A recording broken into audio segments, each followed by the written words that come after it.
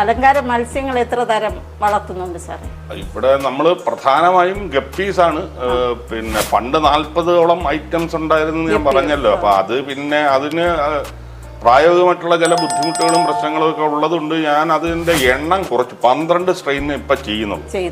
എങ്കിലേ നമുക്ക് വൃത്തിയായിട്ട് ചെയ്യാൻ പറ്റൂ. ഈ പിന്നെ 40-50 സ്ട്രെയിൻ ഒക്കെ ആണെന്നുണ്ടെങ്കിൽ നമ്മുടെ കയ്യിൽ നിൽക്കത്തില്ല. അല്ല, അങ്ങോട്ട് ഇത് മിക്സ് ആവാൻ പറ്റത്തില്ല. ഒരു സ്ട്രെയിൻ എന്ന് പറയുന്നത് ഒരു ഇതിനകത്ത് മാത്രം ഇട്ട് വളർത്താൻ പറ്റും. ഒരു ടാങ്ക്, അത് ഒരു ടാങ്ക് അല്ല, ഒരു സ്ട്രെയിൻ വളർത്താൻ ഏകദേശം 6 ടാങ്കോളം വേണം. അപ്പൊ അങ്ങനെ 50 ഈ സ്ട്രെയിൻ എന്ന് പറഞ്ഞു കഴിഞ്ഞാൽ 300 ടാങ്ക് വേണം.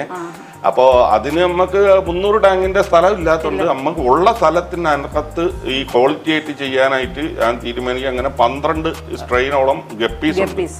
അതുകൂടാതെ ബെറ്റാസ് ചെയ്യുന്നുണ്ട്, പിന്നെ ഏഞ്ചൽ ബ്രീഡ് ചെയ്യുന്നുണ്ട്, പോളാർ ബ്ലൂ ബ്രീഡ് ചെയ്യുന്നുണ്ട്. ഇതിന്റെയൊക്കെ എന്ന് പറഞ്ഞു കഴിഞ്ഞാൽ ഇതിനെ ഒരുമിച്ചിടാം. ഒരു വലിയ ടാങ്ക് ഉണ്ടെങ്കിൽ നമുക്ക് പോളാറിന്റെ കുഞ്ഞുങ്ങളെയും ഏഞ്ചലിന്റെ കുഞ്ഞുങ്ങളെയൊക്കെ വേണമെങ്കിൽ ഒരുമിച്ചിട്ട് വളർത്താവുന്നതേ ഉള്ളൂ. പിന്നെ പ്ലാറ്റി ഉണ്ട്, സ്പോട്ട് ടെയിൽ ഉണ്ട്.